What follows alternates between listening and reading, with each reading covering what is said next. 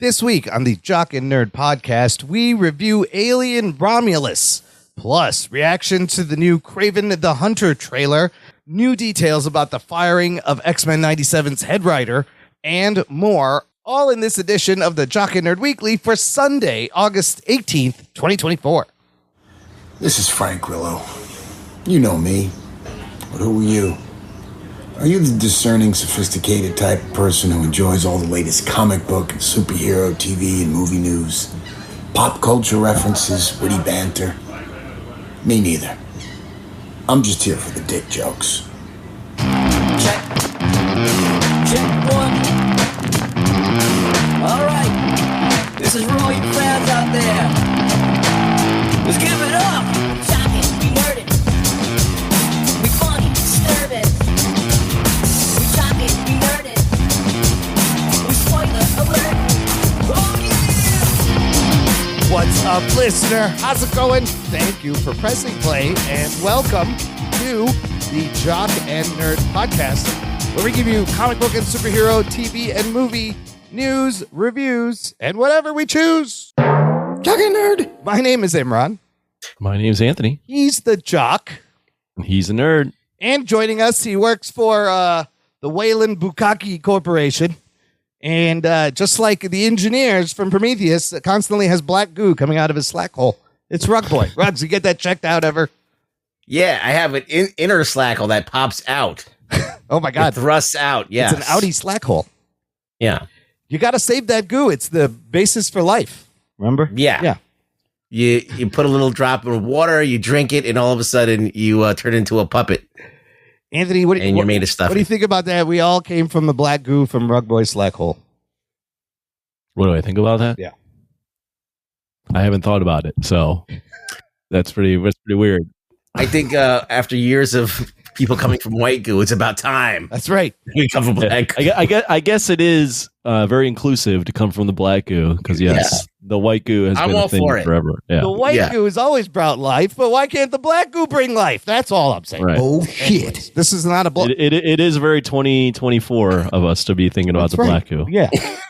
In about 25 years, can we think about the brown goo and the yellow goo? Yes. Every color, the whole rainbow of goo let's think about everything else. Yeah. should gets its fair share. Anyways, more about black goo later in this episode. Trust me, we'll come back to it. But We got all the goos, everyone. What are we talking about? we are talking about some geek news first. Here, let's hit it. The Jock and Nerd podcast. I just got a couple of things in the notes here. Sony put out a second trailer for Kraven the Hunter movie. Remember this movie? Aaron Taylor Johnson. It's still coming out. You may have forgotten because the first trailer came out over a year ago. Oh, shit. No kidding. This thing has been moved dates 4 times. It was already supposed to be out. Last year was the initial date, but it's coming out this December. They put out what appears to be a red band trailer. You see a lot of blood, a lot of violence. You see the rhino. Anthony, you get a peek at this thing? I did look at it. What did you think now, after a year later, and has it changed your expectation for this movie, this R-rated Kraven the Hunter movie without Spider-Man? The first thing I thought was, I'm glad to see Pollux Troy from Face Off in a movie again. Oh, wait, is he in this? Yes. Come on, Imran. Which one? We're just going to pause and until Imran figures it out. Imran, not being able to talk. That's the first time that's it's ever why we're going to pause until Imran figures out what I just said. Okay, go on. He just blew his mind. I'm too high to remember people's names right now. Like Pollux Troy from Face Off, Yeah. the little brother of Castor Troy. Yeah, I'm trying to remember what he looks like. He's in like. this fucking movie. He's one of the main villains. Oh, okay. He's the Rhino. Oh, he's the. See, he looks a little different. Is he the Rhino? He's the I think Rhino. he's the Rhino. Alessandro Nivola? Yes. He's in the movie. That's fucking Pollux Troy. Oh my God. Okay, I'm sorry. I'm an idiot. I didn't. Welcome to 5 minutes ago. I didn't even realize that's the same guy. I like doing things that make Imran not be able to move for a second. So I'm glad that worked. You've paralyzed Imran. I'm the sober one here. Well, sort of. Yeah. Well, I'm also sober today. This is anyways. We're doing a whole different kind of thing today. Well, who's not sober? I don't know. Anyways, Well, let's do the math, my friends. Yeah, I mean, it looks like a movie. It's a movie. I don't know what to make of it, to be honest with you. I don't trust Sony doing anything. So I'm very biased against Sony in their spin-off Spider-Man movies. And also, I read online that anytime Sony does a villain movie, that eliminates Marvel from having them in a Tom Holland movie. That is which correct. ultimately is like a double negative because Sony is doing a villain movie that's probably going to suck, and then Marvel can't use them with Spider-Man. So it's like, what the fuck? This is hurting everything. It's a strange situation. That is, it's a bad position. It sucks. It just everything sucks. I don't know. Maybe it'll be good. I don't even know what. It won't be good. It probably won't be good. Right? Stop saying that. But, It won't be good. the violence, they're showing us. It won't be as bad as Morbius. Maybe that's what we can hope for. I mean, no, it definitely won't be as. It's not as bad as Madam Web, right? Right. Like we can't be that bad. Yeah. Don't say that because you never know. But I mean, Borderlands just came out. Now it's supposedly just as bad. So I don't know. Here's the thing: I don't know much about Kraven. Yeah. So maybe you two can fill me in on like if this is a Kraven feel or not. But all I know is he's a hunter. Yeah. Super strong. yeah, he's a hunter that wears ballerina slippers. And I always thought that was weird. That's so his prey can't hear him.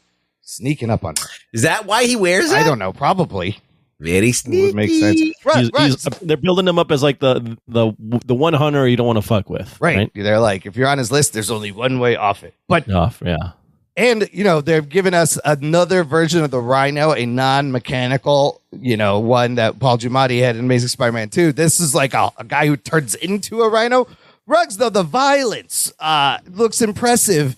And what did you think of the Rhino? And this gave me a little more hope for the movie. I was like, oh, okay. All right. This could be something. I'm at a weird place in my life where I don't give a fuck about anything. I really don't give a shit. Yeah. Like things that I used to love, things that like I would die for to see on screen. Now I just don't give a fuck.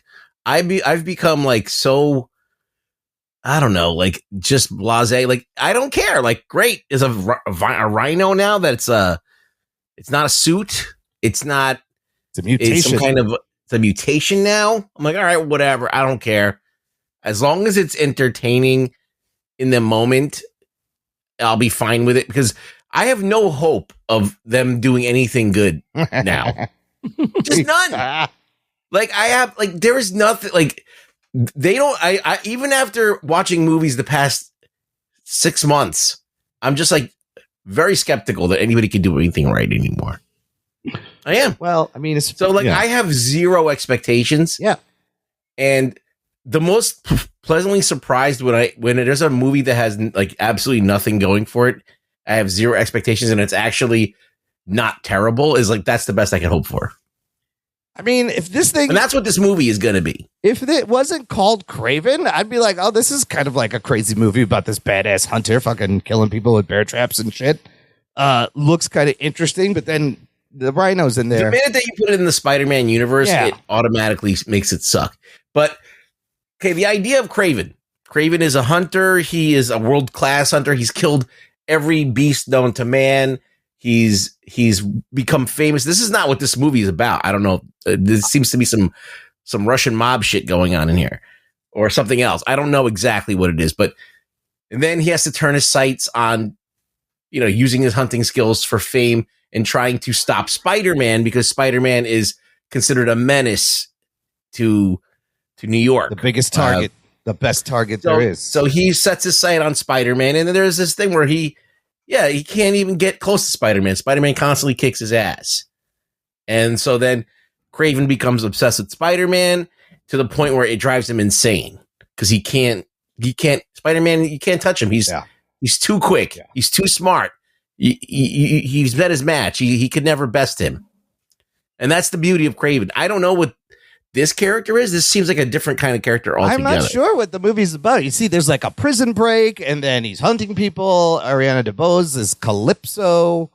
But what you said, Anthony, I saw Daniel Rickman had that rumor that if Sony uses a villain, Marvel can't use it, leaving not a lot, maybe good villains for Tom Holland to fight.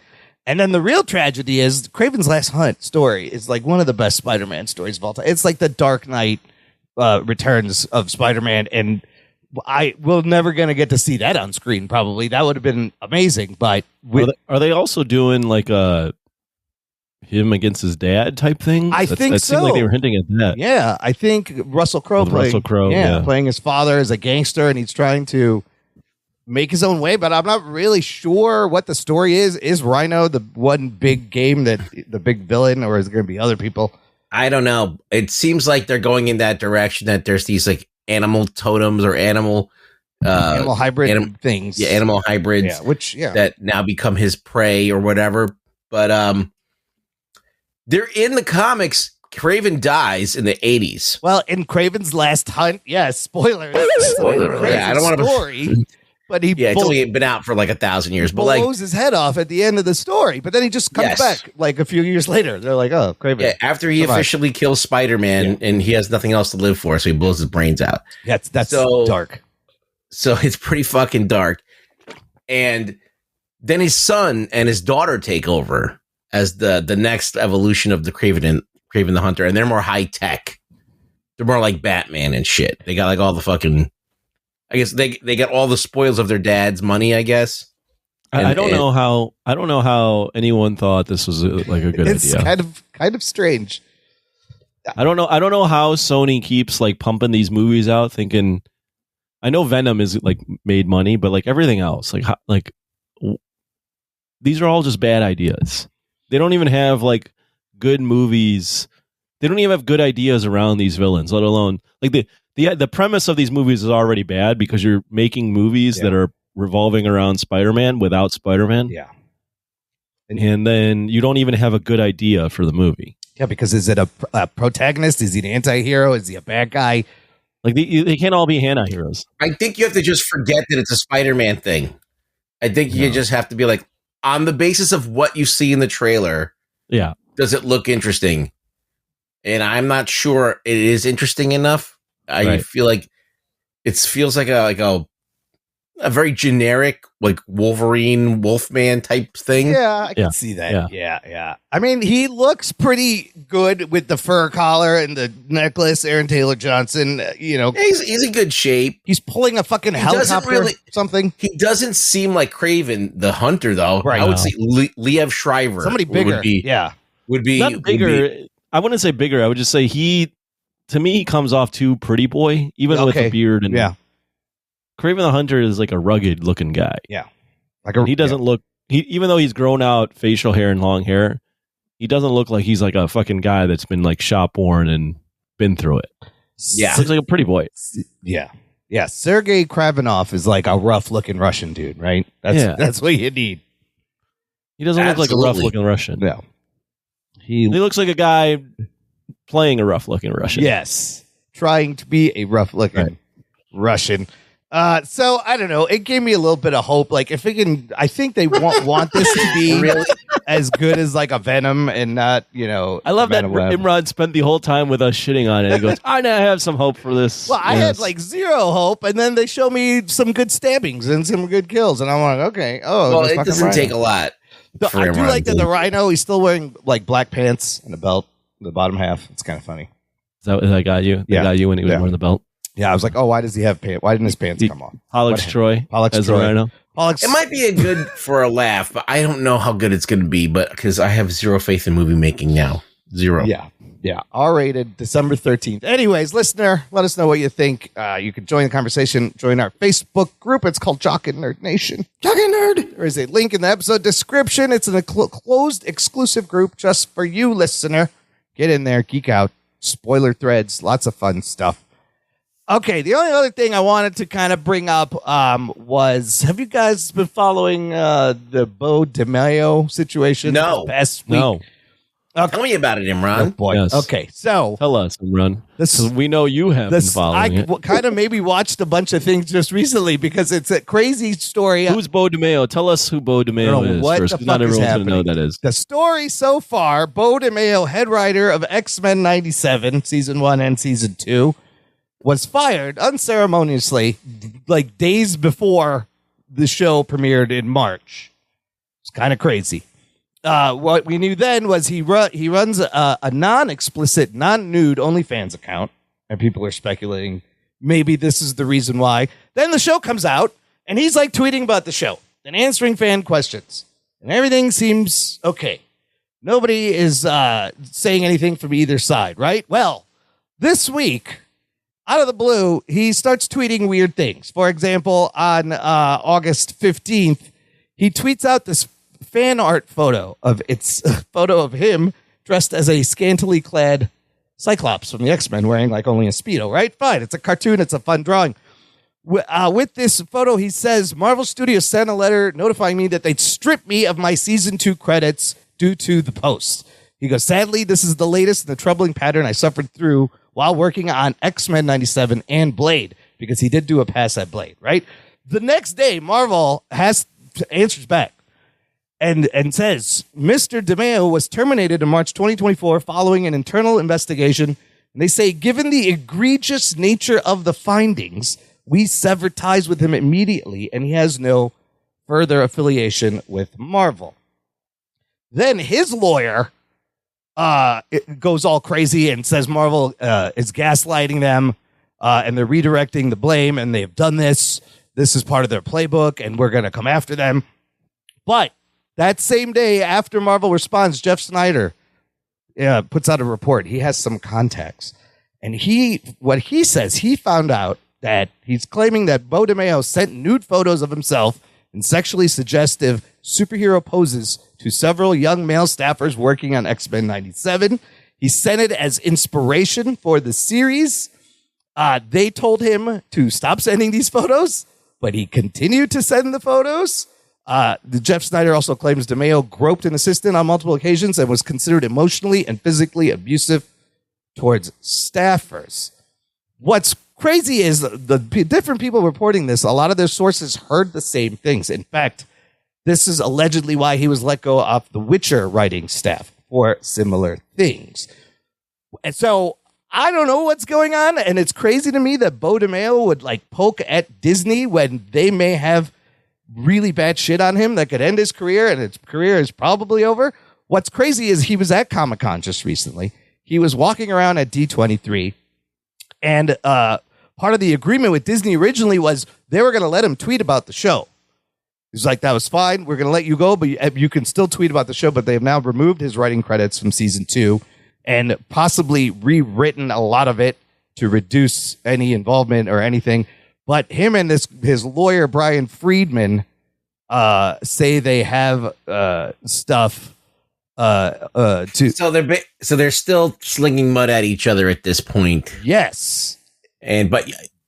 So it sounds like what is Beau DeMayo's strategy here? Is he going to try and like embarrass Disney into what? Like giving him some money or his job back? That's not going to happen, right? Like, I mean, I think maybe he felt that the show. There's multiple shows that are saying that he was a bad actor, right? It's possible that he thought the X-Men 97 was so popular that would be some leverage. But what he did in that show was great. What did he win an Emmy or something for that? I think he's nominated for a writing Emmy. Show was nominated.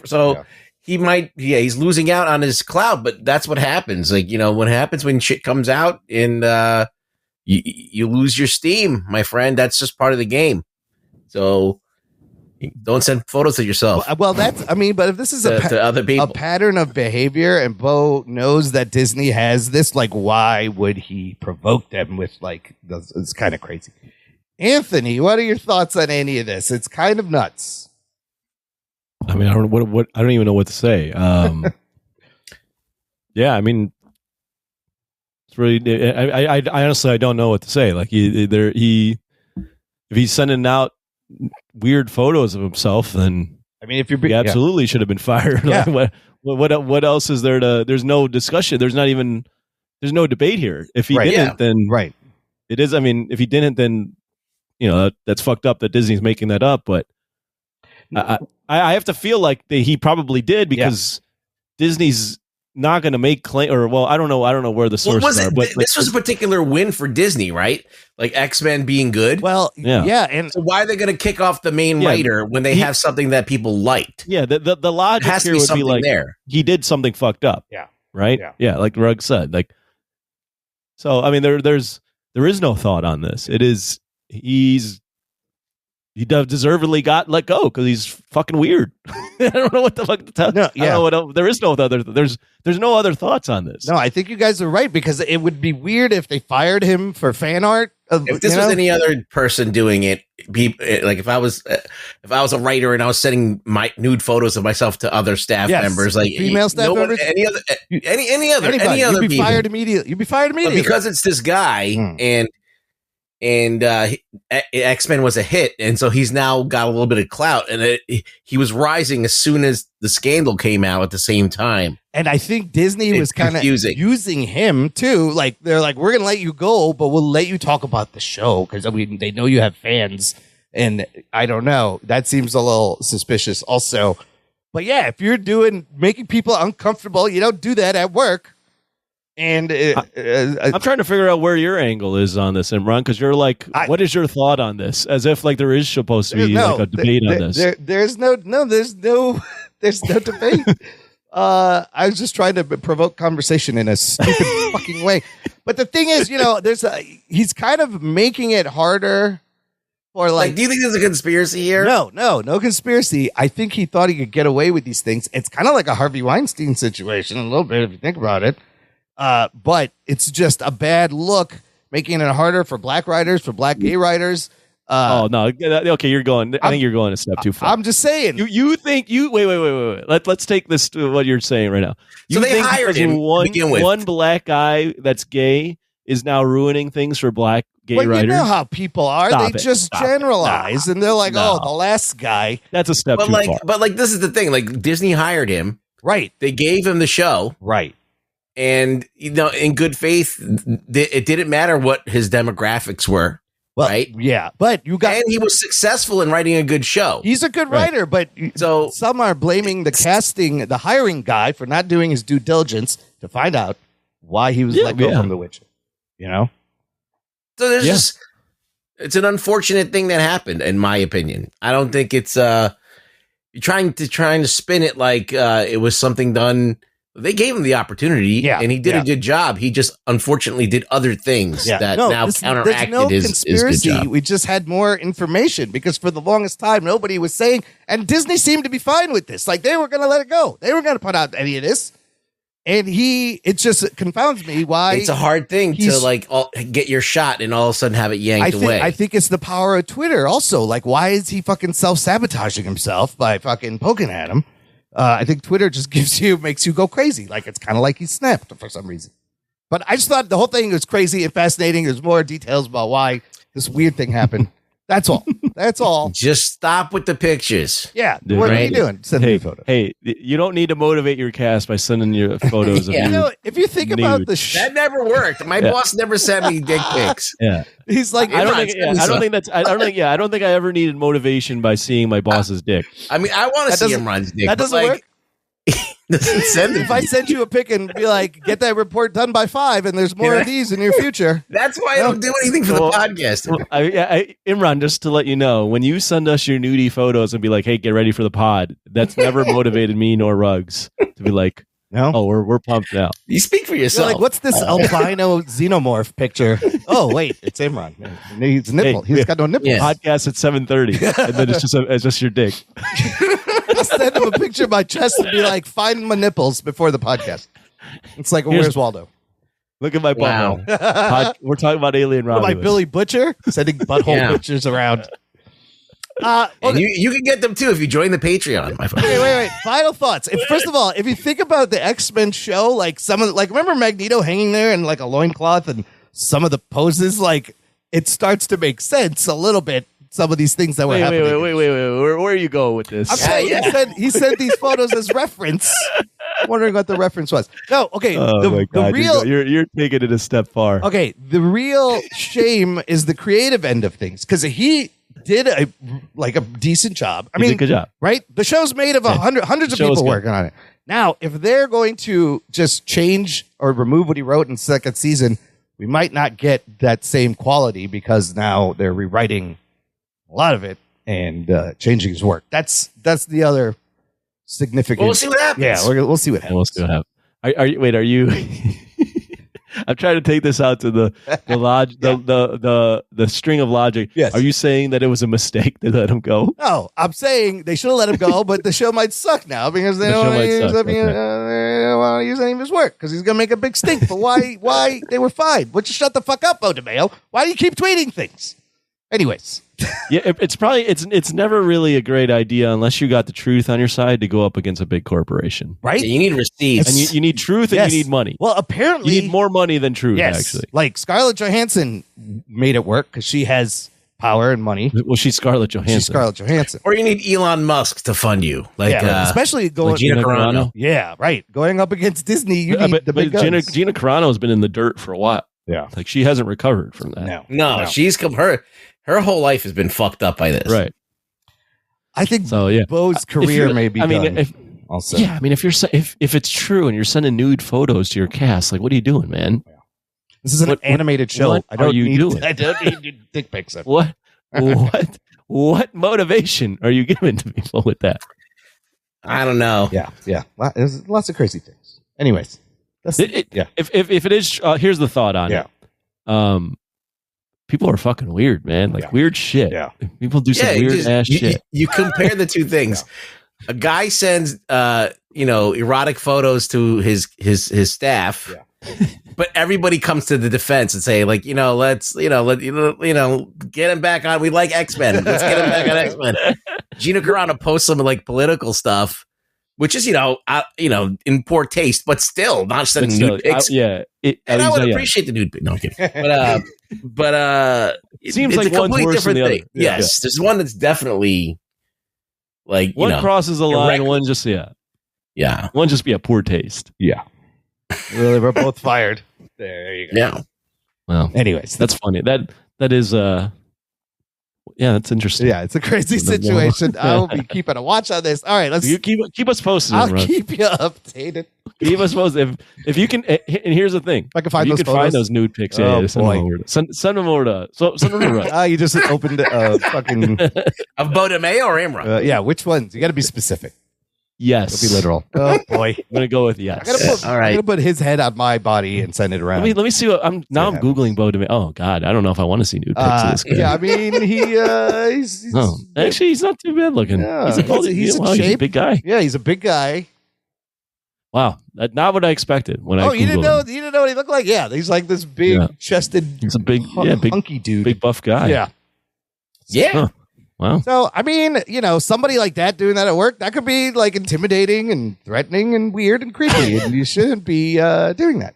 It could be. Yes, it probably was. From all the stories that people have been hearing. What a strange dude. Yeah. If that happened. Yeah, it's wild. It's a wild story. We will keep you updated. What makes you go, you know what? I'm going to send some nude photos to my coworkers. Yeah. Like what you got to be like a huge narcissist, I think. Yes. Number one. You think that everyone wants to see your abs. Yep. Yeah. Yep. You take care of yourself. You're like, people will want to see my possess butt. you to be like, this is going to be all right. But they told him this won't get out. to stop, and then he kept doing it. So I don't understand any of this thinking. Yeah. It's one thing if you have an Instagram and you're in your bikini or you're in your bathing suit or you're whatever, shirtless. Yeah. And I'm sure, but if you don't send, even sending shirtless pics to your coworkers is weird. Yeah, I'm sure. Not even with your dick out, just like random, like I'm at the beach. Like, yeah. Why are you sending me your nipples? Why can I see your butthole? I'm sure Disney was not happy that he had an OnlyFans account, even though it was non-explicit. But what are you gonna do? All right, we're talking about this way too much. I'm trying to wrap it up, and Anthony kept going. Okay, we're gonna take a break here. And remember that black goo I promised earlier? Oh, on the other side of the break, we're going to talk about black goo and alien Romulus right after this. After these messages, we'll be right back. What's up? This is Brian, and I'm the host of Citizens of Pawnee, a Parks and Recreation podcast. That's right, a podcast dedicated to my favorite TV show, Parks and Rec. Every week I discuss my favorite things about the show, which include character breakdowns, episode rewatches, and other random facts and tidbits about the show. You can find me on Instagram at Citizens of Pawnee Podcast and listen wherever you get your podcast now. You will literally love it. Check out what's been going on with the Pop Culture Cosmos Show and the PCC Multiverse. I see the potential for basically like another Netflix kind of paradigm shift where here comes this other major player. They have a ton of resources. Apple could change the way that entertainment is consumed. They say it's the only time this year that you'll have stars from each brand battling each other, and we know it's not going to be the case, but they like to say that, and more power to them, I guess. Well, it's a big first step, bringing all those superheroes together. There were definitely some parts of the movie that I really enjoyed, and then there were some parts that I thought just kind of fell short of expectation. Part of it has to be something to do with how it's being promoted, and this is a thing where audiences do not agree with critics. That's the Pop Culture Cosmos Show. And the PCC Multiverse, every week on Apple Podcasts. And over a dozen of your favorite streaming and podcasting options. And listener, if you enjoy the show, this is a great time to join our Patreon fan club. Visit jockandnerd.com/Patreon. Jock and Nerd. And you can support on a monthly or annual basis, give back for all this stupidity we've been spewing for 10 years, coming on 10 years now. But you get things like access to an exclusive RSS feed where the show comes out early. There's bonus content, instant reactions to movies right when we see them. You would have seen 3 up there today for this week's movie. You can join us for our Discord hangout. It's a monthly hangout. This month's hangout is this week, August 22nd, Thursday. No. Yes, it's already been a month. It's a lot of fun, though. We're going to geek out. You've seen this movie. We can talk about it and a lot of other fun things on our Patreon page. Sign up, do it, click it. Okay, let's get to this week's movie review. Last week, we did Alien 1979. Great lead-in to this week's movie, Alien Romulus. Here is your spoiler alert. Strap yourselves in, you fucks. Spoiler time. This would be the 7th in-canon installment of the Alien franchise. 9th if you're counting the Alien versus Predator movies. Do we count those? Does anybody count those? I think those aren't technically canon. Okay, they're not canon. But they are 9. It is 9. It's not 7 and 9. I heard that they're not canon. Okay, so 7 canon and 9 overall. And this movie's set between the events of Alien 1979 and Aliens from 1986. On the Rotten Tomatoes, Alien Romulus currently at an 81% tomato meter, 87% audience score. The movie was made for $80 million and opens pretty good. Domestically, opens to $41.5 million. Worldwide, it's already made $108.2 million. So this is the second biggest opening in this 45-year Alien franchise. Prometheus is the only one to open bigger, $51 million in 2012. But the highest opening for Fede Alvarez. And it opened at number 1, knocking Deadpool and Wolverine out of the number 1 spot after 3 weeks of being number 1. Deadpool and Wolverine also officially the highest grossing R-rated movie of all time, now passing The Joker. So, yay. The movie directed by Fede Alvarez, who has given us, what is it? Don't Breathe? Evil Dead and Don't Breathe. Evil Dead and Don't Breathe. He co-wrote this with Rodo Sayagüez, I think that's how you say his name, starring in the lead role of Rain, Kaylee Spaney, which you would have seen in Civil War. She's a photographer. Andy is played by David Johnson, playing her adopted brother, Andy. Archie Renault as Tyler. Isabella Merced as Kay. We have Spike Furin as Bjorn and Aileen Wu as Navarro. Aileen Wu, this is her debut film. First movie she's ever been in. And there's sort of a cameo that we'll bring up later. It's questionable, but we'll discuss. Anthony, yes. What happens in this R-rated, almost 2-hour Alien Romulus? Yes, this is set between the events of Alien and Aliens, and it is about these desperate kids, teenagers, young adults that want to get off their scummy homeworld, and they find they're aware of a space station that's been abandoned, and on that space station are cryopods that can put them asleep and potentially get them to another planet, or help aid them in getting to another planet. And when they get to this spaceship, They realize that there's much more than they bargained for, as they are not alone on that spaceship. Of course not. Wouldn't be an alien movie if they were. Right. Yeah, they just want to find some sunlight. You can't blame them. There's no sun on that planet. No daylight. So, Anthony, let's just start with you. I heard your instant reaction. I know you're a big fan of this franchise. Love the franchise. How are you feeling after the end of Alien Romulus? It's good that we're doing this a couple days later, because when I first saw it, I liked it. Yeah. I liked it. And I think with the passing days, I think the movie has some flaws, but overall I appreciate the movie. I think it's a good entry into the Alien franchise. Yeah. I enjoyed it. I think overall, I think the movie has there's a lot of care put into the movie. I think Fede Alvarez nails the cinematography, and there's a lot of these are real things that you're seeing, like real sets, real aliens. I think there's a lot of creativity in some of the scenes that he has with them going through the room and having the temperature being one way, or the gravity type stuff. He did some creative stuff where I haven't seen gravity with blood floating in the air. I haven't seen a room full of face huggers and they have to navigate that. I haven't seen some of these things. So I think it's an overall solid entry. I think some of the choices he made, I think, will be a little bit controversial. The hybrid at the end. Yeah. Spoiler alert. Wild ending. Some of the fan service stuff, some of that stuff didn't hit for me. But overall, I think it's a pretty solid entry. I think Sean Chandler on YouTube summarized it best in that the movie could only be so good, and the reason for that is it's entirely derivative of Alien and Aliens. Yeah. So it's not trying to be its own thing. It's trying to take you back to what it was. Yeah.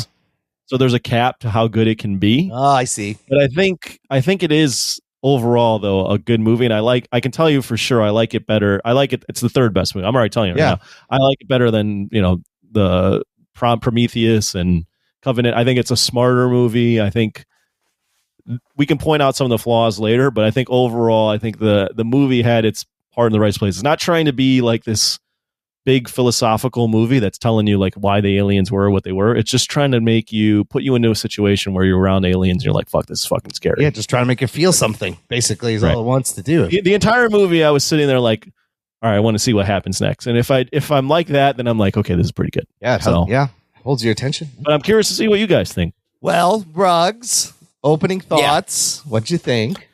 The theme of this show is they don't make things like they used to. Right.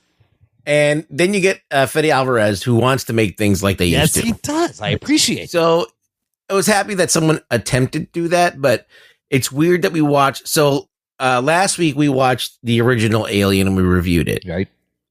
And watching that movie, just seeing how much more intelligently written that movie is, and how the crew is more intelligent and does things that are logical, as opposed to the subsequent Alien movies where if you watch Alien Covenant or Prometheus, the crews are just what the fuck are they? There's a guy who sees an alien being and tries to play with it. It's really bad decisions. And he's supposed to be a bio.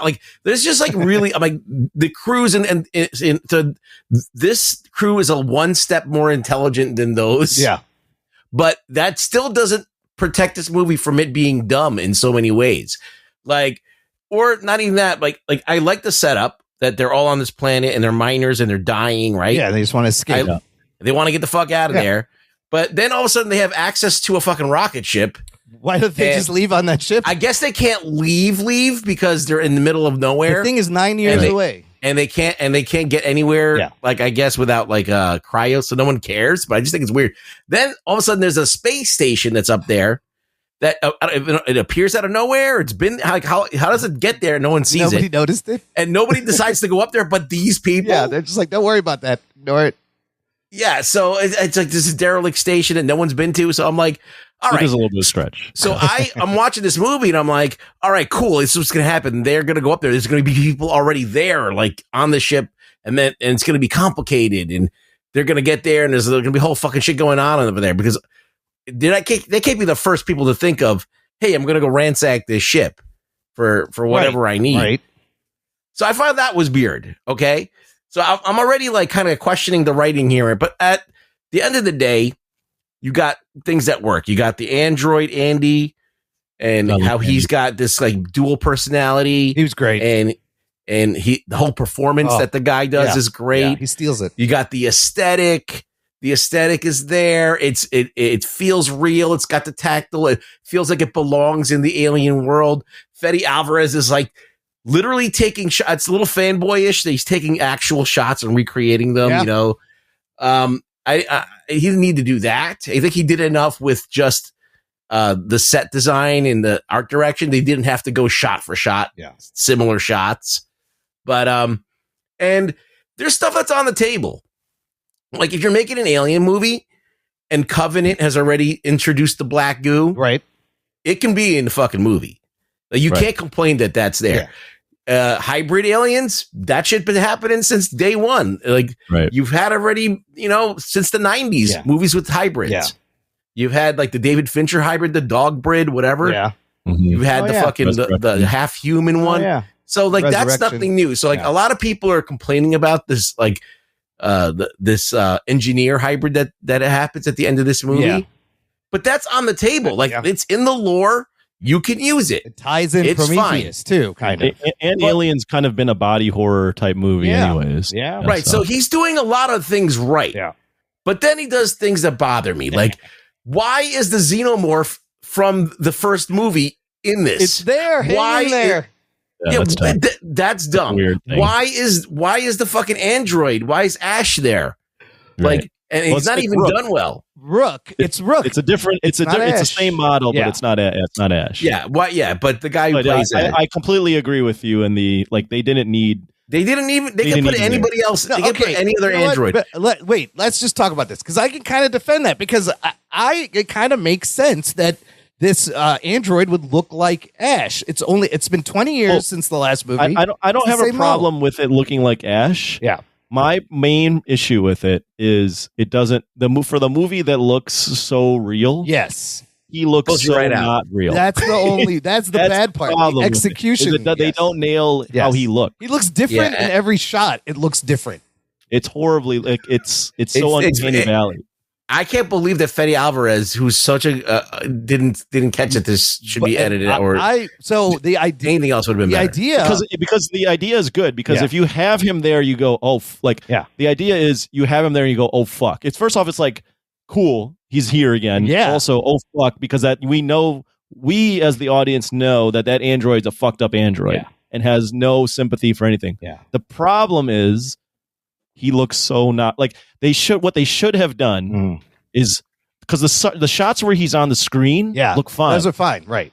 Those are fine. Yeah. So what they should have done is just plugged him into a screen and not had him actually real. Oh yeah. Because they use uploaded him into a screen because when you have him sitting there, it looks so bad. Yeah. It's like that's the CG animatronic deep. It was if you're going to have him look that bad, then you shouldn't even have him in the movie. So Ian Holm played Ash. He passed away in 2020. But this idea was blessed by Ridley Scott, and they even went to talk to Ian Holm's widow, and she was on board with it too. Well, there's that other argument too, right? Yeah. Like there are people that are like of the mindset that like any sort of AI deep fake stuff is just like not for movies. Right. Like that's not real acting. Right. Yeah, it's kind of crazy. But I don't if it's completely seamless and it works, then I'm not as mad about it. But that part does take you right out. But and not only that, but I don't think I still have the argument is that you don't need to have that character in there. Sure. Like, I understand so why. Who would it have been? It could just be another. It'd have been in. What they have 1,000 models. Okay, it doesn't matter. Different looking. The problem too is like, I still overall I like the movie, but it's not only a cameo. He's like an integral part of the rest of the movie. Yes, he is pushing the plot. He's like forward. in it a lot. Yes. So you keep cutting to this thing. You're like, fuck, it doesn't look right. Yeah. Fuck. And everything else looks great. And then you cut to it. It's like, fuck. It's like Superman's mustache being fucking taken off. You're floaty. like, oh, fuck. What's with the floaty? There was just a lot of things that weren't fully baked. Like, the Romulus and Remus thing. Like, I don't even know why they. I like that they were too divided and. But like, what was like? Were all the aliens on the Remus? Sure. Like, because there's xenomorphs galore at the end of the movie. There are. Like, and you know, it's they just like show up at the end conveniently. They happen upon maybe. I don't know. There wasn't like a good enough transition between the two spaces, right? Where maybe the Remus was completely taken over by aliens and the Romulus wasn't. You couldn't tell. Yeah, you couldn't tell what was Romulus or what was Remus. Yeah, that ship just crashed into the hangar. Why even do it? I do agree with Ruggs. I'll take it a step further in that, like, I think most of the like them getting the original Alien, Ian Holmes character, I thought all the fan service stuff was actually like the weaker stuff. Yeah. Like the part where where Andy tackles the alien, goes, "Get away from her, you bitch!" I groaned. Yeah, you did. I laughed out They loud. didn't need to do that. It's like, you don't need to do They this. didn't need to do that at all. But the thing is like, I appreciate that he's a fan. Like, Yeah. I think I get what he's trying to do. I just don't think the execution on like the fan service stuff was all that great. But like, if you look at it like apart from all that other stuff, if you like the stuff that really angers, like there's like, of course, there's some poor execution with Rook and stuff like that. The movie does have enough tension and it has enough repulsiveness to keep you entertained. So I was entertained and I was having a good time in the theater. But like, just like every movie I watch, I'm like, really? Why are they doing this? Like, they didn't think about how dumb do you think I am that I'm not going to sit there and think about it for like 2 seconds and go like, yeah, why are this little crew the only people going onto this ginormous thing, and they're the first people to get there, and Wayland Yutani would be fucking up. I'm like, so I was They wouldn't have left that. They wouldn't have left the whole that. time. I just thought that was like a huge, like the main plot point is so like has a hole in it. Is a giant hole in it. But you're right though. If you can get over that, once they're on the ship, oh yeah, he does a really fucking good job creating tension. Absolutely. And he puts little nuggets there that you're like later on pay off. So like in the beginning when they get on the ship, there's the gravity thing. Gravity purges, yes. And then there's the heat when they get in the and they have to go get the cryo stuff. yes. But because they're getting the cryo stuff, the heat turns on that opens up the aliens, and the aliens come out. And like there's these little things, or like when Andy gets the fucking new like CD put in, you're like, oh fuck, he's part of the company now. Yeah. What's going to happen there? Yeah. Like he does these little things where it's like that's spot on, like how you would do a thriller. Like he's doing it right. So like I think there's really like strong movie making in there. It's just mixed with like I don't think he knows how to. I don't think he knows how to do the fan service stuff. You think he should have stayed away from it? I agree. I think he should have stayed away. I mean, he does he references almost every movie in this, and some of it he does though. I do give him respect for like incorporating Prometheus because a lot of fans don't like Prometheus. Yeah, he's trying to tie it like, together. He's like, oh, this is all part of the canon. Yeah. I'll use it. Yeah, I'll honor it. I think that look at this point, it is what it is. Like, unfortunately, whether you like Prometheus or not, it's integral to Alien now. Right. Yeah. It is part of Alien. You can't just be one of those people that says, no, Ridley Scott, the guy who made Alien, he wanted to add this. He wanted to add this other dimension to it. And it is Ridley Scott that did it really work? No, but I actually think it makes Alien at the end of the day, it's just the Predator. Right. But but like not as smart. I guess we don't even know. We have no idea of the intelligence of the alien. We have like kind of inklings of, does it think? Does it communicate? I don't know. But the fact that Prometheus and it involves the androids kind of like as the creation of the humans, and you have all of this kind of stuff at play. It makes it more interesting. You can layer it more than just a Jaws on a fucking spaceship, right? Which is fun. That's where the fun is, right? But like, you want something more, right? And I also think he did a good job, like taking the things we know and twisting them. Like Andy, we've always had these like androids that were kind of evil, or like. Or Bishop was like a good android, but we never had an android where like the girl feels like that's her brother, and then the android is like doing these puns, and like the way he's acting, he's like so childlike. It's like I was like, oh fuck, he really is like an android. Yeah, and then he turns, yes, and then he's like, and then it's like they twist it, right? So like in the original Alien, Ripley doesn't want them on the ship, right? But in this one, he's the one. The android's like, no, we can't let her on the ship. Oh yeah. And then they're like, fuck you, we're getting on the ship. And that's how like this chaos starts. And like, as the audience that he's doing the right, like he's right. He shouldn't be on the trip. Yeah, right. these people are stupid. But you're also like, fuck, that's a human being. Like, like it's a human being. Yeah. Like he's like going to let her die. So it's like this like push pull thing where you're like, and you're like, oh, what the fuck? Like, what is his intention? Because now you know that he's like the company android. I love it. I love that. Good tension there. His arc was amazing because you trusted him, then you didn't trust him, and then you could. Oh, that scene where he like won't open the door. Yes, I was like, this is great. Yeah, when Kay is there. Yeah, and the alien is like setting a trap for that. It's like waiting for them to open the door so he could get all of them. And he's like, he's waiting for us. We're not opening the door. Yeah, and she's like, why don't you? And that's her brother, and that's her sister. Like there's good. There is like really good snippets of like very clever tension and writing there. Question: did Kay fuck her cousin? Is that who the father was? Because she just says he's an asshole. She doesn't really say who. But there's a moment where it seems like he is. Really? Aren't they brother and sister? Or no, the other guy. So, okay, so here's the characters, right? You have Rain. She's the lead. You have Tyler, which is her ex-boyfriend. Then you have Kay, who is Tyler's sister. She's pregnant.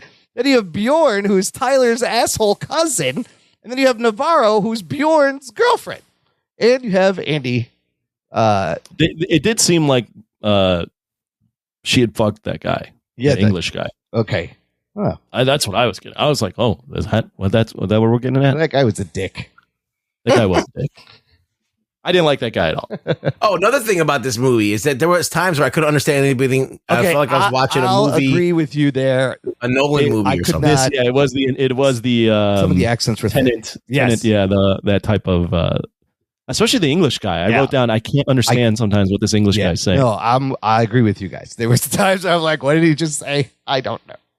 But I mean, I'm still very positive on the movie. Yeah. I think it's I just like how real it feels. The sets are amazing. Like, the sets are really good. I'm like conflicted because I do think that it is remarkably fresh that this guy is going into practical effects and for the filmmaking. And remember us talking about the wetness and the glistening. This is a moist movie. This is a very moist movie. Very moist. Also, there's atmosphere. Yes, it felt like part of the thing. It really did. It didn't feel like a departure. It felt like it belonged. So yeah, I think that we have all this hindsight, right? Why don't we use it instead of, I don't know.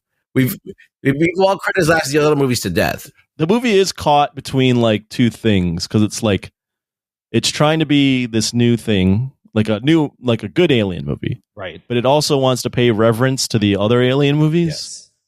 And I think the reverence part, I like the reverence. I just don't like the execution of what they did. But I do like I like the fucking like when the alien births out of like the fucking chest, and like when the alien in the cocoon comes out. Oh, that was wild! I'd never seen that before. That was something. Or even like the baby coming out of the girl. I was like, oh my god, like this is fucking crazy. Yeah. So look, I think it's very entertaining. I thought it was tense. I was white knuckling it the whole time. There was one or two things that did make me jump, but I like that it's kind of a tribute. It was the greatest hits. Usually, I don't like when they do the greatest hits, but clearly he is a fan of these movies. He maybe put in too many things, but my audience at the end clapped. Oh wow! Listen, I was high on it the day I saw it, but then I thought about it. Every time I thought about it, I was like, "Wait a minute! I have so many questions." Yeah. Like, the writing is a little suspect. Like in the beginning of the movie, they get an alien out of a piece of rock. So we see the Nostromo wreckage, and then there's a rock that original alien was in. I thought he got blown. I don't know. So is that the alien? They get the alien out of the rock, and that's the alien that's the same Xeno from the first movie. Is it alive? And they had to kill it? It was alive. I think it was alive because they say that it doesn't need to eat, doesn't need to sleep, like it doesn't need anything. Yeah. So I think it was alive. And then you see it hanging there. It eventually dies, and it's just hanging there. Right. And you're like, holy shit. They didn't need they didn't need to do I don't know why they felt like they needed to do the original Alien, because it's like, They didn't need to do that either. How the fuck do they find that's like finding like a needle in a fucking in space. Yeah, it's like 20 years later they found the fucking Nostromo wreckage. Didn't the Nostromo like explode? It blew up, and all the wreckage is just floating in the same area now. The Nostromo blew up, and you have to remember Ripley got on a different ship. It escaped the blast, so they're not even close to the Nostromo when the alien gets ejected. I like that she's floating out there this whole time during this movie. Nobody even knows. The alien? Ripley. Right? Oh, yeah, during the movie. Yeah, Ripley's in her pod, just taking a nap during this movie. You know what I thought about later? Would it have been better if they made one of these characters Ripley's daughter? No. Because they could have done that. A 20-year-old daughter. No, I don't think. You know why? Because then it's just too. It's too tied. It's too contrived. It's too tied in. Yeah, it's too contrived. The convenience and contrivance is crazy. Yeah. I think that would have been a horrible idea.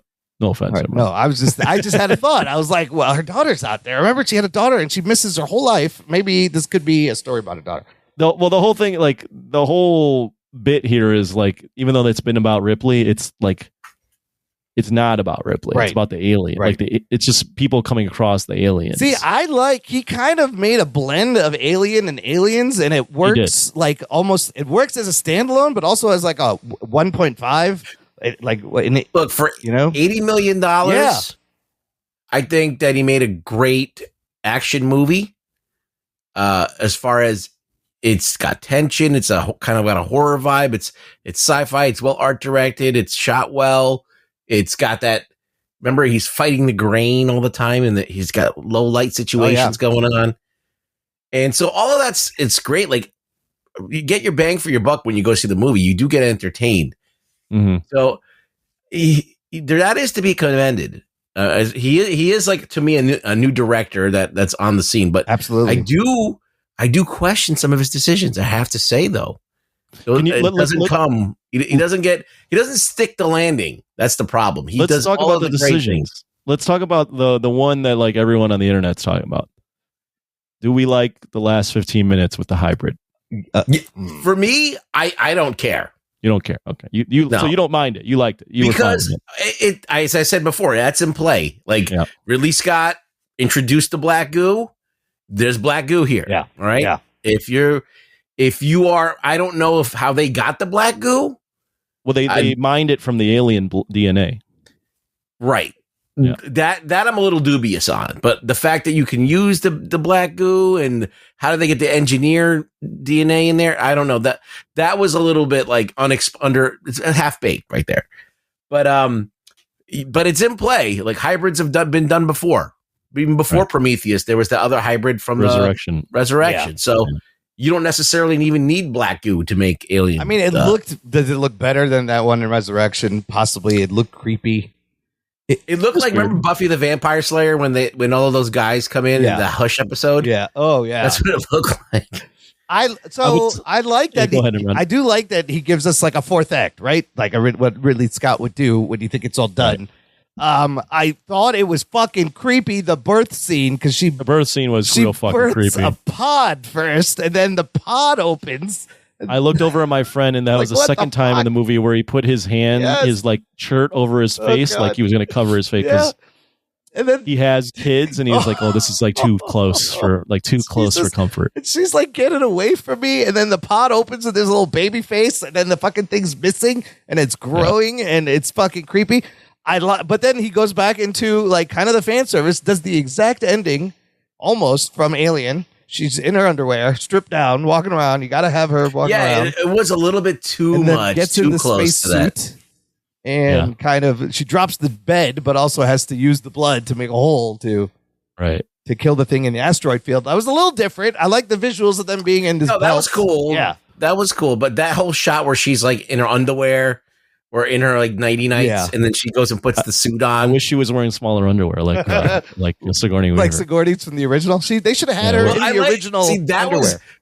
that was great when she's wearing this. Sigourney Weaver was wearing the tiny underwear because it looks like she doesn't give a fuck about anybody. She's not like posing for anyone. She's like, my underwear's falling off. Yeah. I'm trying to get She's into there this by bed. herself. Nobody's looking. Yeah. She doesn't. What? Yeah. She doesn't care. It feels more natural, even though it's weird. So the only problem. Let me. Yeah, go ahead. No, I'm just saying the only problem with some of these things, like the facehugger and the fourth act, like you come to expect these things now, but he gives you the hit. He checks all the boxes the studio would want in an Aliens movie. Well, that's why I think the movie had a ceiling on how good it could be because he was playing in a sandbox where he was like, I want to honor everything. Yeah, he else. wants to stay in canon. He doesn't want to do crazy Not things. canon. He wants to like pay tribute. Yes, to and everything. When you're paying tribute to things, that means you're not necessarily doing something completely original because you're still having to like check boxes. It's not going to be. Yeah, it's like you're almost like a slave to that way of storytelling. So it's like,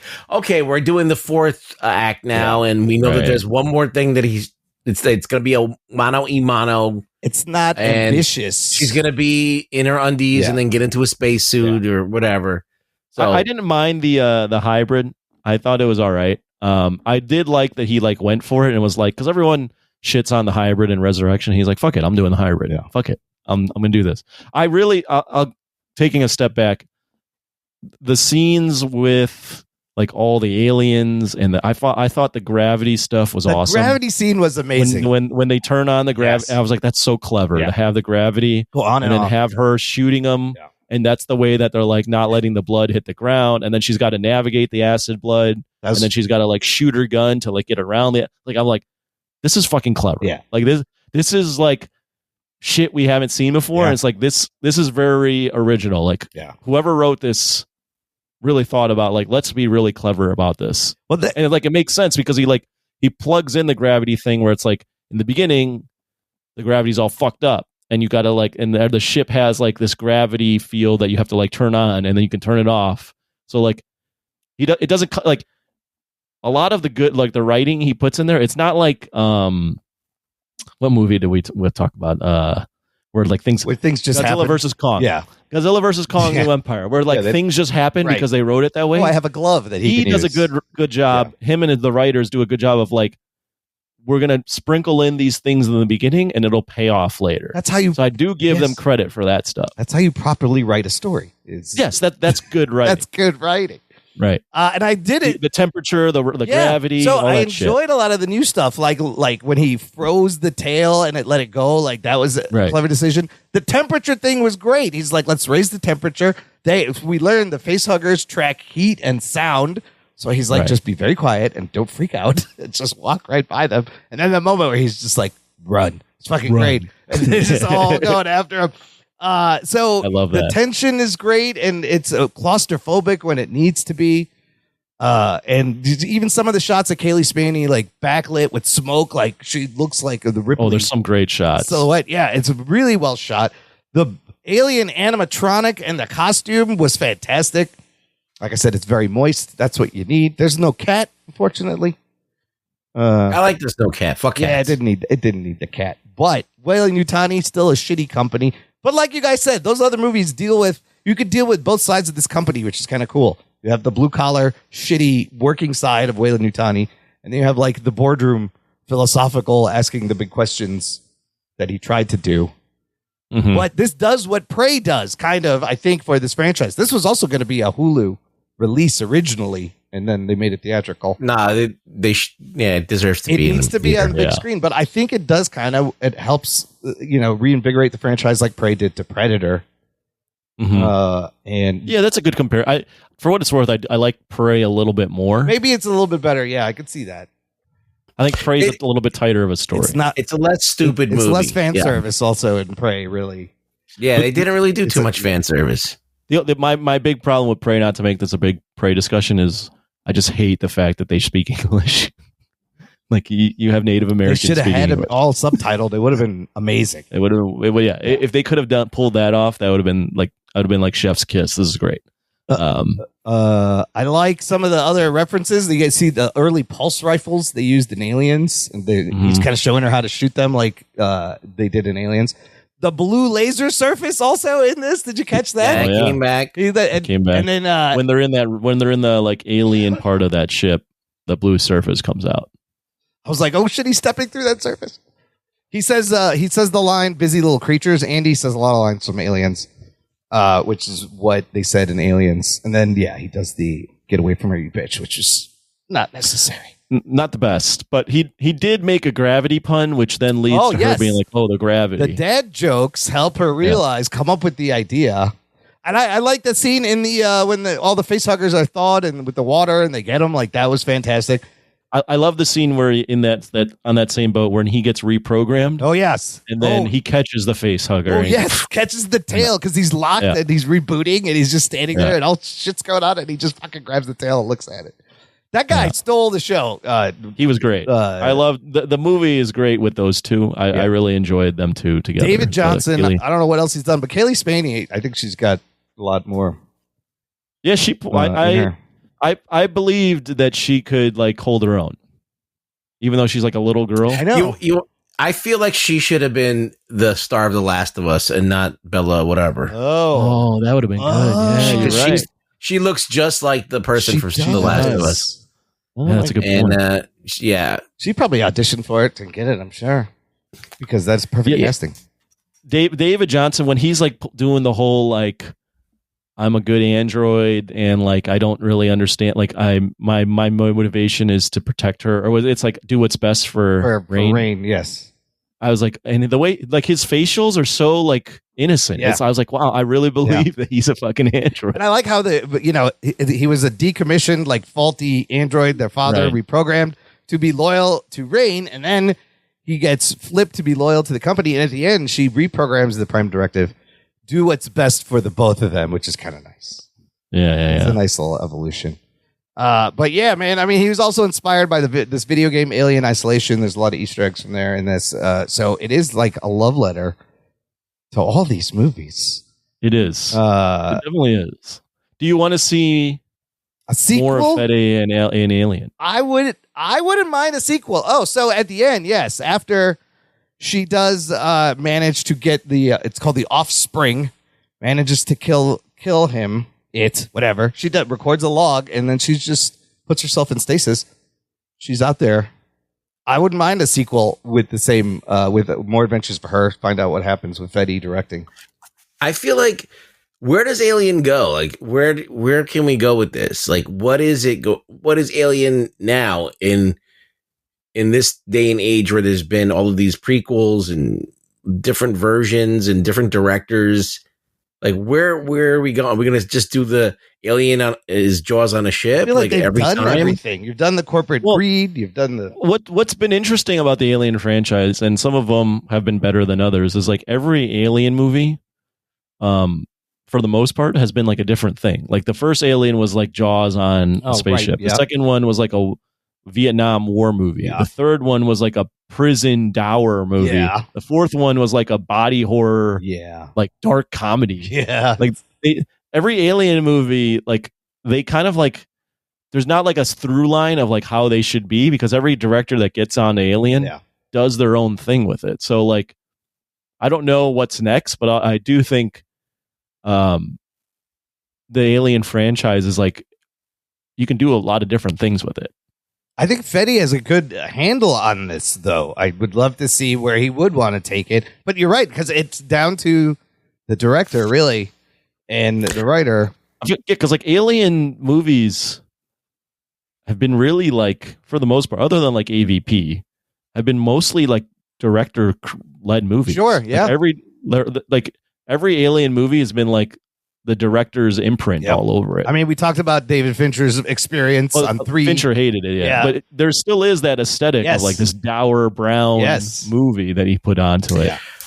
I just find everything in Alien to be, and this is, I don't know if it's by design, but to be contradictory to itself. Maybe it is. Like every single, I'm watching like every Alien movie and like they all contradict one another. And it's just crazy how like, so if you include Alien and Predator, like those movies completely contradict all of the stuff that's in the other movies, and they just do it. So like not this is not a Prometheus and a Covenant thing, but like even in that, you go into Covenant or Prometheus and you see that mural on the wall that has an alien there. So the alien's on the wall, right before, and then but then they said that the alien was born at the first alien, the Deacon, is at the end of the Prometheus, right? Yes. Right. So like, how does that? How do you? What is that? Like a prophecy? But they've never really explained how the xenomorph in Alien actually came into being. Like there's queens sometimes there's no queen. It's all over like the I place. can't. I've been trying to wrap my and then as soon as you introduce the engineers, I don't even care about the aliens anymore because I'm like the alien is just like a a weapon that they're using to like wipe people out, and then all of a sudden the mystery of the alien is like, all right, they're just tools to wipe out a whole entire world. Yeah, I think the engineer stuff, although it is canon, makes the alien less cool because it's just a byproduct of the engineers fucking around. Whereas, like, if it was just this unknown being that happened to be in, like, it's better when you don't know what the alien was. Well, yeah, it's like they find it on the first movie, and the android's like, "Oh, this is a perfect being." Right. We don't know why it's a perfect being. He just says it. So Weyland Yutani is also a big part of the creation of all this. They were fucking around and doing experiments. Were they aware of the engineers? I don't know. So you have those two things. Well, I think there is a line where they do mention in this, like that, what's his name? Weyland was looking for this long time ago, and they finally perfected what he was, or found what he was looking in for. Romulus, Rook mentions the Prometheus strain, which is what he calls the black goo, which is also a nice little callback. Right. It's supposed to make you immortal, right? Well, it was supposed to make humans the perfect organism, and it doesn't really work well. Yeah, they show it in the rat, and then the rat. Yeah, they show what happened to the rat. And then you see what happens to Kay. She injects it in herself, and then it fucks up the baby. Yeah. Ooh, that's a crazy baby. That was like Chekhov's goo. Yeah. You knew that someone's going to get the goo in it. Someone's getting the goo. So I was like, don't inject yourself with that. She has it, and she does. I'm like, oh, what do you think? But should have expected that. Yeah. But yeah. All right. Fun movie. Anthony, give me final thoughts. Give me a number. Give me a rating, a ranking. Final thoughts. I think I'm higher on this than Ruggs. I do agree that there was some stupid shit.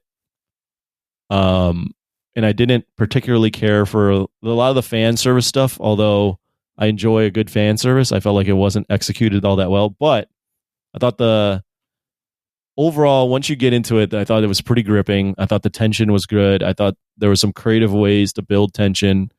I thought the writing was pretty good for like a good thriller horror. I liked how real it felt. I liked a lot of the characters. So this is a solid for me. Like if any movie is a 7 out of 10, it's this one. Oh, interesting. This is a 7 out of 10. Okay. And it's for me, the third best Alien movie right after Alien and Aliens. I don't think there's not much debate on that. Can't argue with that. Just where you put those first two, but either. The first two are like levels above. Yeah. But similar to like Prey. Yeah. I was like, oh, it's nice to see someone give a shit. Yeah. And make a good Alien movie. Yeah. Too bad Ridley, like, I don't know what Ridley was doing when he was making Prometheus and then Alien Covenant. Like, I don't know how like a good director all of a sudden is a bad director. Well, yeah. But at least Fede came and did something decent. So yeah, 7 out of 10. Ruggs? I went down the rabbit hole of watching a lot of Alien movies after and before I watched Romulus. Yeah. And Prometheus was initially a much longer movie, and it got cut down, and you could still watch some of the deleted scenes and stuff that add a lot more to the whole entire film. And I find it more fascinating than Romulus.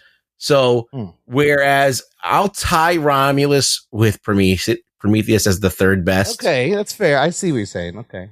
Yeah, I just think that Romulus is a good Alien film. If you haven't seen Alien before, you don't know nothing about Alien. Right. You'll have a good time. Is it as good as the first one? I think the first one, watching the first one again recently just woke me up to how good that movie was. I was like, wow, that is in its time to do that is so great. But you do get these great visuals. You get to see the xenomorph do its thing. You get to see some new stuff. You get to see all these new. He does bring some new. The face huggers look great. Like everything looks good. Yeah. So, but I said it's safe. It's a little bit too much of a fan servicey movie, and some of it actually detracts from the movie to the point where it knocks it down a peg. So it's tied with Prometheus. I think Prometheus is more of a sci-fi film and not as much of a horror film, but I think it's more interesting. I think a 7 is a fair score because it's when I got out of it, I was this is an 8.5. Yeah, and then the more I thought of it, especially I was like, but there's that rook, man. That's so bad. That's really laughably bad. And then I started digging it down. Then I thought about the story. So, it kind of undid itself down to a 7. But I think anybody who's going to watch a sci-fi horror Jaws on a fucking spaceship is going to have fun with this one. So, yeah, that's funny. After you see a movie and you think about it and how your thoughts change.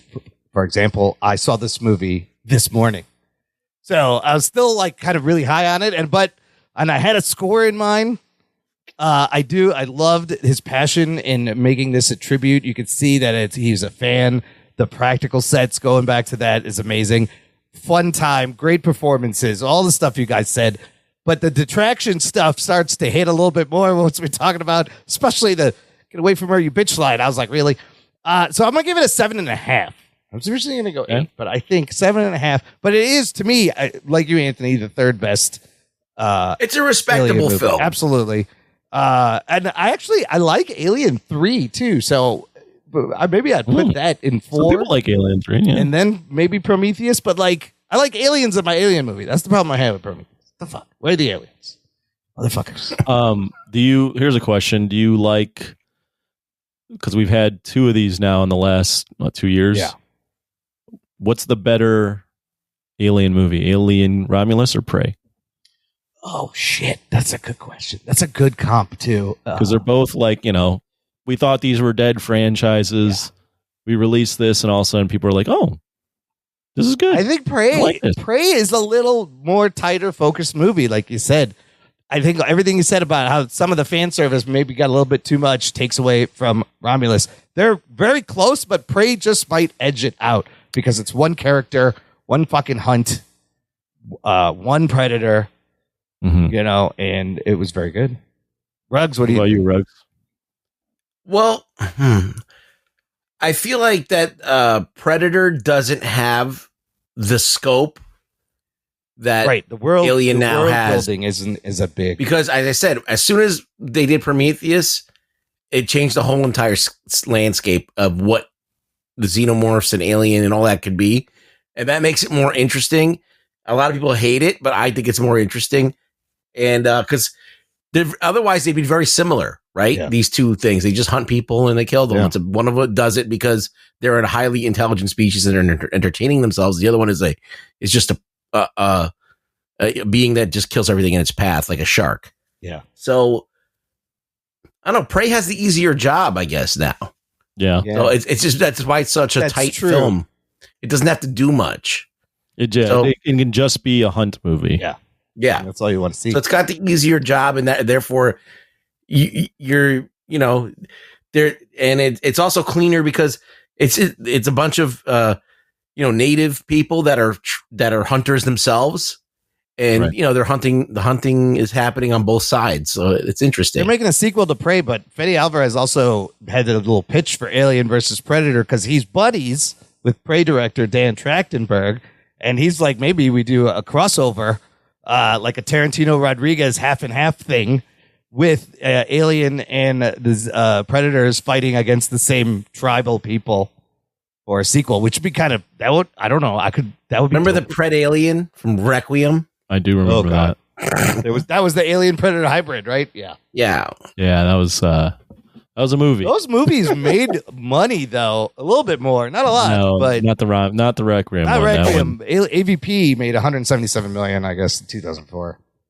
I remember being hyped for Alien vs. Predator. Right? Two big names. That was a horrible That's like movie. Batman versus Superman. That was disappointing. Yeah. Well, here's the next question. Yeah. What for you personally, either of you, what's the more iconic Alien or Predator? Oh, the fucking I'm gonna go Xenomorph. Come on. I just H.R. Geiger. It's sexual, it's phallic. You like that. You know that silhouette. It's a big dick. It's a big dick on his head. Predator's a good design too, but that's now a drop. It's a big dick.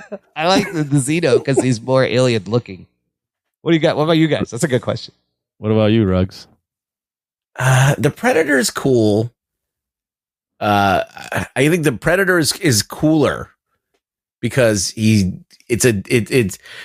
could be, you could have characters with the Predator. Like you could actually start naming these. Like if you wanted to expand on Predator, oh yeah, you could start creating characters, right? You know, with personalities and different. Yes, yeah.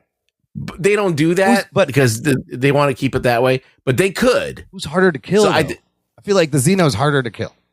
The Xeno, yeah, it's got the fucking acid for blood. blood. I mean, you can't fucking fight that. But if you watch Alien versus Predator, though, they got the fucking queen all locked up. Yeah, they do have Xeno killing. Yeah, they ended up in the end. Yeah. The Predators ended up fucking coming out on top.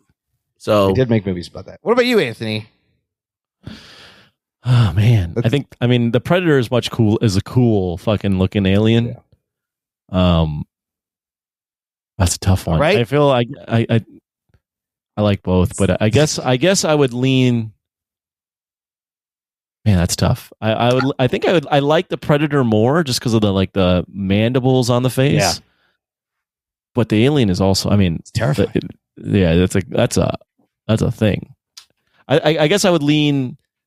I think the alien's probably a cooler original design. Or not cooler, like a more creative original design. Yeah.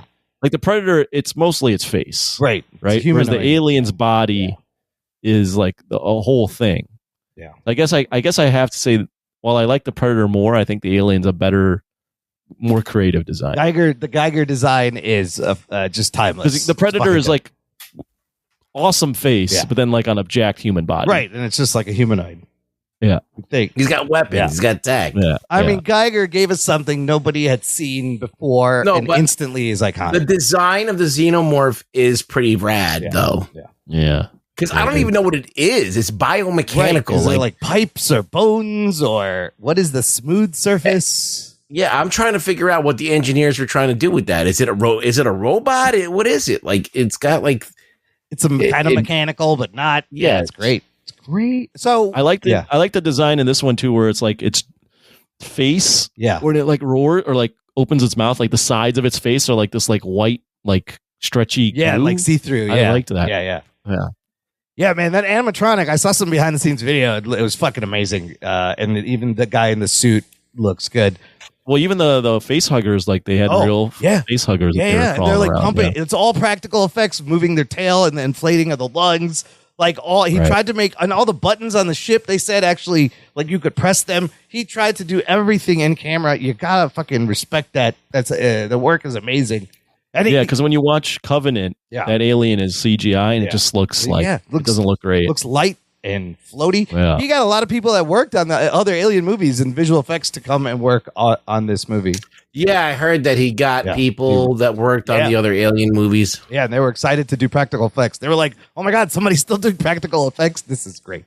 What's next for the Alien franchise? Yeah, what is next? The next year, first half of 2025, coming to television, FX, Hulu, from Noah Hawley. He's doing a show called Alien Earth. Noah Hawley has done Fargo and Legion, two really good shows. Alien Earth will take place 30 years before the original movie, about the same time as Prometheus. And Timothy Olyphant is one of the cast members, and I don't know who the other people are, but it's set 30 years before Aliens and on Earth, the first alien thing to be set on Earth. Now I'm kind of looking forward to this. He is a great TV creator. He has made great shows. Hopefully, if he has the same kind of passion Fetty has, we could have a fucking dope alien show. Thoughts on that, Anthony? Do you want to see that? What? Yeah, an alien TV show. Yes, FX.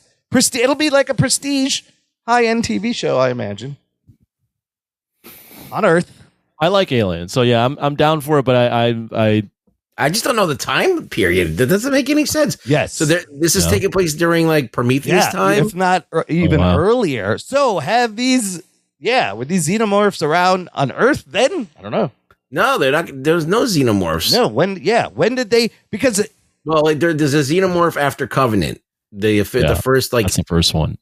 So in the movie timeline, the first movie takes place in the year 2122. That is, I guess, the first time you see the main xenomorph. Before that is Covenant, and before that is Prometheus, where you see like different versions of them, but you don't see the actual. So 2025 would be right after Alien. Yes.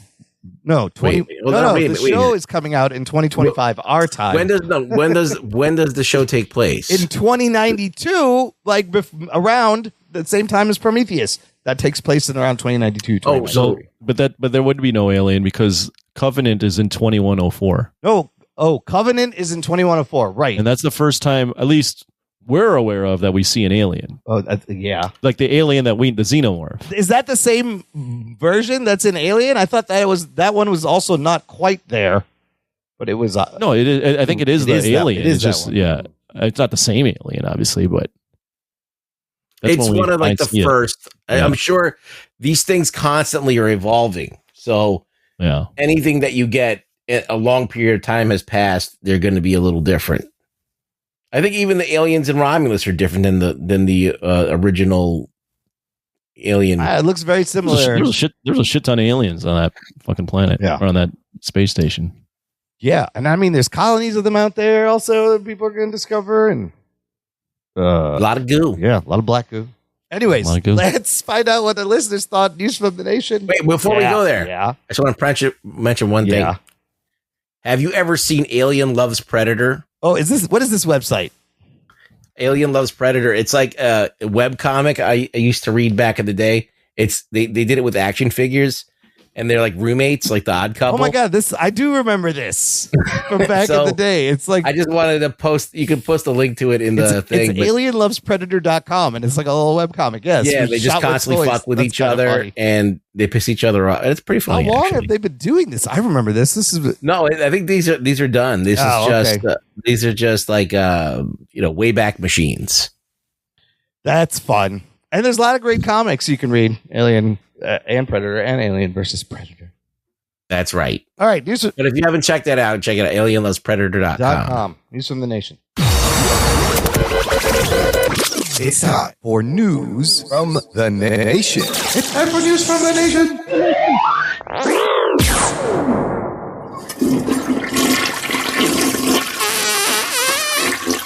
It stinks. Whoa. It stinks. Is that a pop at the end? That's a new one. I got two opposite comments, thoughts, reactions to this movie. The first one from Jamie Robinson, who says, fought to stay awake for the first 6 hours or so. It's definitely one of the Alien movies of all time. The first with the Rob Zombie looking alien/human hybrid creation. Did you watch the same movie? It's odd. Did it look like 6 hours? Did it look like Rob Zombie at the end? Wait, what? Yeah, I'm not sure.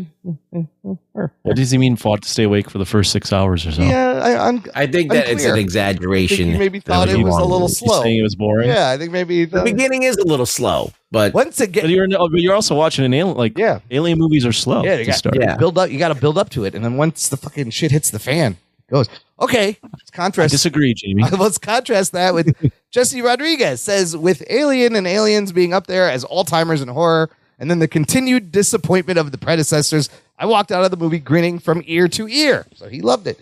The only disappointment was the terrible CGI on Ian Holmes' character. Wasn't so bad when he appeared on the monitors, but ultimately it was a bit of a struggle for it not to take me out of the movie. Strange choice that I don't understand, especially when everything else production-wise was top tier, in my opinion. IMO. Yeah. I agree. Yeah, makes sense. It's like when they did MODOK. It was just that bad. Like, I love the connection because Ash is the only one who has only had one movie, right? You had Bishop in a couple of movies. You had David and what was the other dude's name? Larry? Warren? Walter. Who? The other, remember? Was it Walter? I think it was, yeah. Yeah. David and Walter. His David name and was Walter. David in one, and then Walter Yeah, in another. and he had to fight himself. But like bringing back the original OG Android, it just looked weird. I just like the idea. It looked really bad. The idea, I don't mind the idea. Yeah. I think, it in a movie that looks so good. Yeah. It really sticks out when that doesn't look good. That's funny because the head in the first movie also stuck out when they would put it on the table. and that was like fucking 79. It looked better. Yeah, I guess if you are honoring it and you're like, well, it's the same thing. Let's make it look shitty. Yeah. we can. They did that. Like right. he was like pulling himself and crawling around and pushing buttons. It was wild.